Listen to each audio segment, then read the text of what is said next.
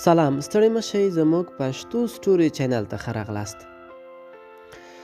یو کس عالم ته ورغی او ورته یې وویل چې زه ځوان یم، خواهشات مې زیات دي، په ښار کې ښځو ته له کتو څخه ځان نشم ساتلی، زه څه وکړم؟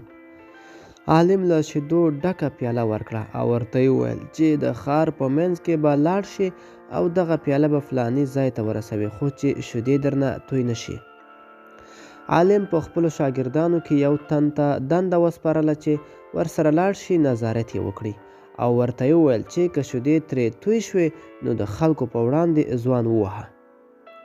ځوان لاړ او شیدې یې ټاکلي ځای ته ورسولې او یو څاڅکی هم ترې توی نه شوې.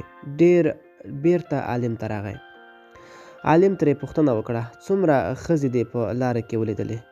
ځوان ځواب ورکړ ښاغلیه، خوا و شا مې هېڅ نه دي کتلي، وېرېدم چې هسې نه شیدې رانه توی شي او ووهل شم او د خلکو په وړاندې رسوا شم.